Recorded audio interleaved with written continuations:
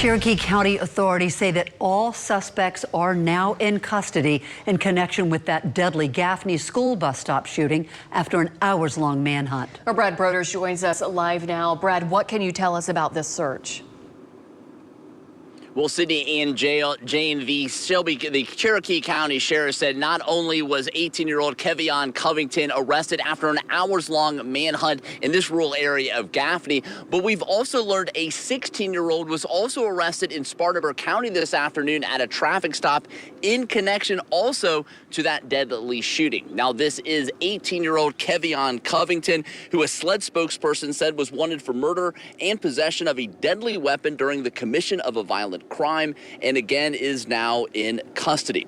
Cherokee County Sheriff Steve Mueller says after Covington was seen running off of Concord Road sometime Thursday morning, authorities set up a perimeter as seen here on our exclusive Sky 4.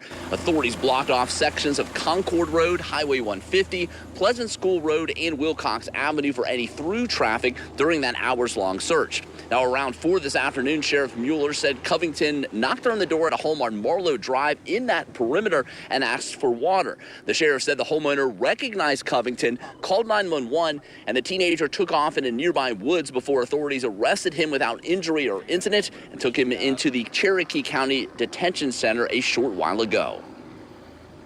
It's a great relief for us in law enforcement to get these bad guys off the street. They've changed our whole community over the past 24 hours, and our community is grieving. A lot of people hurt, families are hurt, and there's a lot of people that can have just some relief knowing that these people are in custody now.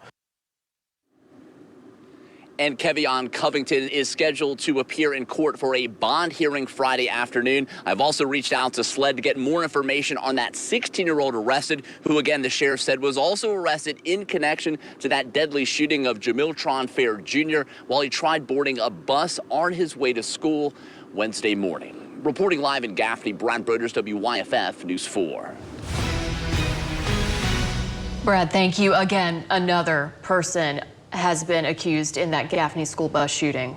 Our Nate Stanley joins us live now after Reginald Barnes' bond hearing. What can you tell us about that, Nate? Well, his bond was denied today as the case now heads to a circuit court.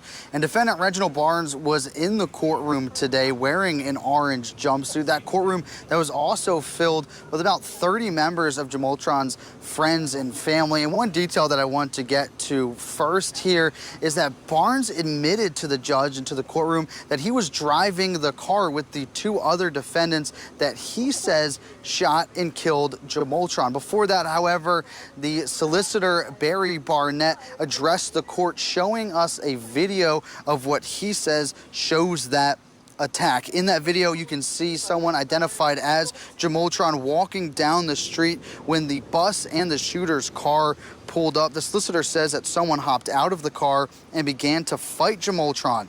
He says after that fight, Jamiltron went to pick up his backpack from the ground, and that's when he was shot in the back of the head.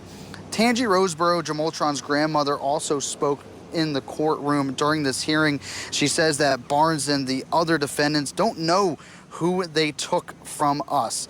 She also spoke and said that her grandson was set to graduate in December and was going to be a father in October. Take a listen to our interview with some of his family shortly after that hearing. You have to be taught right from wrong. And today what we seen, he was taught wrong. He does not have the pillar of strong family like Jamiltron had that we got to stay on him and push him in the right direction. It's sad to see a young man's life go down the drain for senseless, for nothing, something that all could have been avoided. And during the press conference with law enforcement that followed shortly after the hearing, I asked a question to the Gaffney City Police Chief. Over the last 24 hours, we've been hearing from family and friends of Jamiltron that say that they tried to alert law enforcement that he felt like he was being bullied and that his life may be in danger. However, I was told by the Gaffney Police Chief that that is a question they wouldn't be able to answer or provide any details on as this investigation is active. Coming up at 11 o'clock tonight, you'll hear more directly from the family. We'll provide provide you any details that are available. Reporting in Gaffney, Nate Stanley, WYFF News 4.